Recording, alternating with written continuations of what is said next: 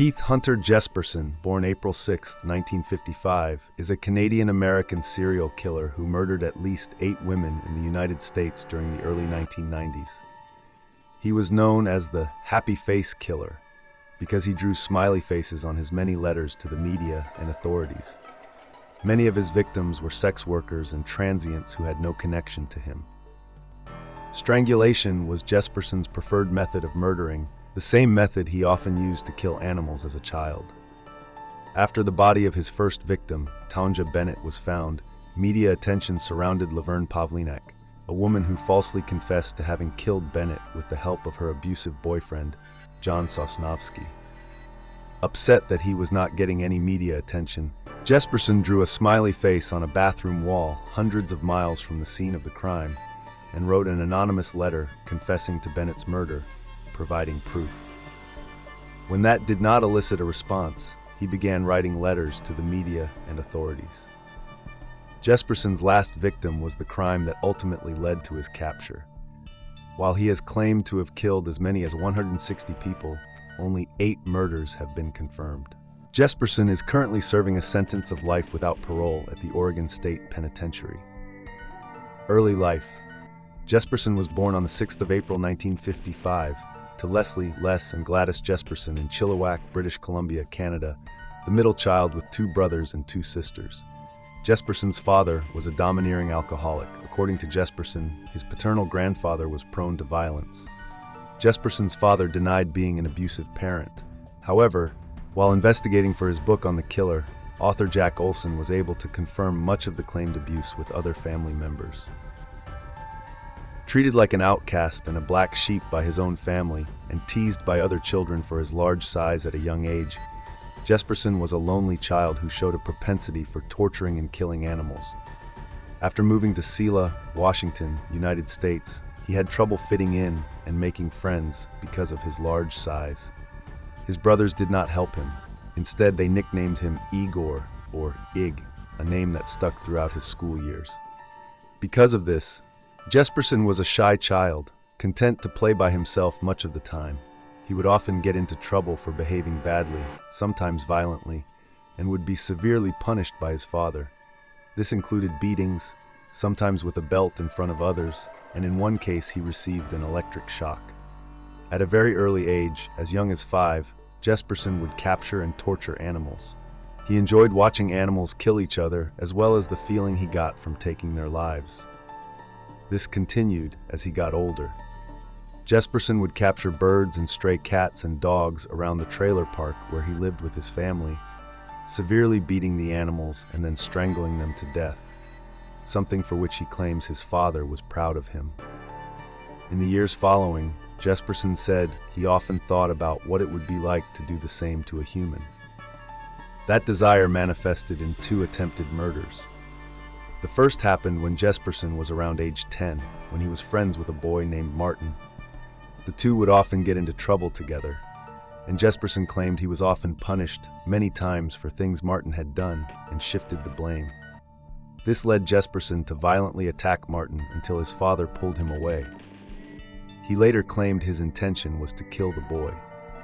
Approximately 1 year later, Jesperson was swimming in a lake when another boy held him underwater until he blacked out. Sometime later, at a public pool, Jesperson attempted to drown the boy by holding his head under the water until a lifeguard pulled him away. Jesperson reported that he was raped at age 14. He graduated from high school in 1973, but did not attend college because his father did not believe he could do it. Although Jesperson was not successful with girls in high school, having never even attended a school dance or his prom, he did enter into a relationship after high school. In 1975, when Jesperson was age 20, he married Rose Hucke, and the couple had 3 children. 2 daughters and 1 son. Jesperson worked as a truck driver to support the family. Several years later, Hucke began to suspect Jesperson was having affairs when strange women would call. Tension in the marriage increased, and after 14 years, while Jesperson was on the road, Hucke packed up her children and belongings and drove 200 miles to live with her parents in Spokane, Washington. The oldest child, Melissa, was 10 years old. Jesperson continued to spend time with his children when he was in town. The couple divorced in 1990. At age 35, standing 6 feet 7 inches, 2.1 meters, and weighing approximately 255 pounds, Jesperson began working toward the goal of joining the Royal Canadian Mounted Police, RCMP, but an injury suffered while training ended this endeavor. He then sought work again as an interstate truck driver after relocating to Cheney, Washington. Jesperson soon realized that this job afforded him the opportunity to kill without being suspected. Victims. Facial reconstruction of the unidentified woman found in 1993, who Jesperson stated was named Carla. She was identified as 45-year-old Patricia Skipple in 2022. Jesperson's first known victim was Tanja Bennett on the 21st of January 1990 near Portland, Oregon, United States. He introduced himself to Bennett at a bar and invited her to a house he was renting.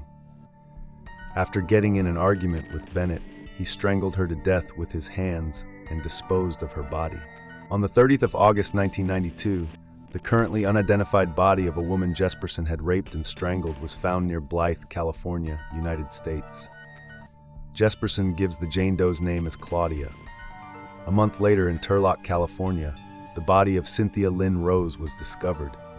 Jesperson claims Rose was a sex worker who entered his truck at a truck stop while he slept. His fourth victim was another sex worker, Lori Ann Pentland of Salem, Oregon, whose body was found in November 1992. According to Jesperson, Pentland attempted to double the fee she charged for the sex he had been engaged in with her. She threatened to call the police, and he strangled her. Jesperson killed his next victim in June 1993 in Santanella, California. She was a previously unidentified woman named Patricia Skipple, who he claimed was named Carla or Cindy. Police originally considered her death a drug overdose. In September 1994, another Jane Doe was found in Crestview, Florida. Jesperson had previously said that her name was Suzanne, and she was identified as Suzanne L. Kellenberg on October 3, 2023. Jesperson was arrested on the 30th of March 1995 for the murder of Julie Winningham. He had been questioned by police a week before, but they had no grounds to arrest him after he refused to talk. In the days following, Jesperson decided that he was certainly going to be arrested, and after 2 suicide attempts turned himself in, hoping it would result in leniency during his sentencing. While in custody, Jesperson began revealing details of his killings and making claims of many others, most of which he later recanted. A few days before his arrest, he wrote a letter to his brother in which he confessed to having killed 8 people over the course of 5 years. This led police agencies in several states to reopen old cases, many of which were found to be possible victims of Jesperson. Although Jesperson at one point claimed to have had as many as 160 victims, only the 8 women killed in Washington, Oregon, California, Florida, Nebraska, and Wyoming have been confirmed. He is serving 3 consecutive life sentences at the Oregon State Penitentiary in Salem. In September 2009, Jesperson was indicted in Riverside County, California, on murder charges. He was extradited in December 2009. He was convicted of another murder and received a 4th life sentence in January 2010. Laverne Pavlinac. Early in the investigation of Bennett's murder, Laverne Pavlinac read the news reports surrounding Bennett's death and saw it as an opportunity to force an end to the long-term abusive relationship she had been in with her live-in boyfriend, John Sosnovsky. Pavlinac set up a meeting with investigators and gave a false confession, using the details she had read in the newspaper to give a detailed story of how Sosnovsky forced her to help him rape, murder, and dispose of Bennett's body. Pavlinac and Sosnovsky were both arrested on 5th of March 1990, and both were convicted of the murder on the 8th of February 1991. To avoid the possibility of facing the death penalty, Sosnovsky pleaded no contest. He was sentenced to life in prison, while Pavlinac was sentenced to no less than 10 years, much more than she had anticipated. Pavlinac soon admitted to making up her entire story, but her claims were ignored.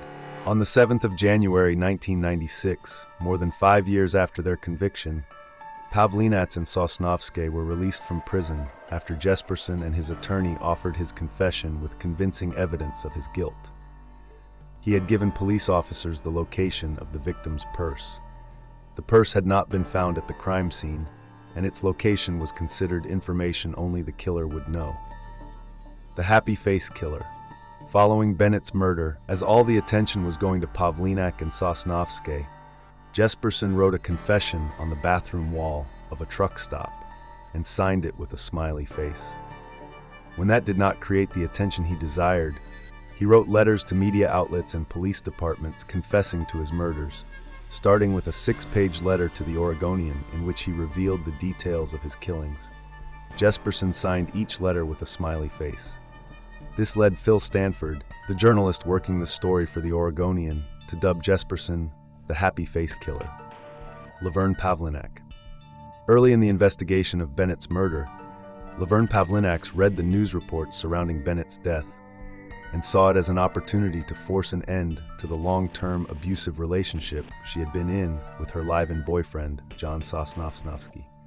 Pavlinak set up a meeting with investigators and gave a false confession, using the details she had read in the newspaper to give a detailed story of how Sosnovsky forced her to help him rape, murder, and dispose of Bennett's body.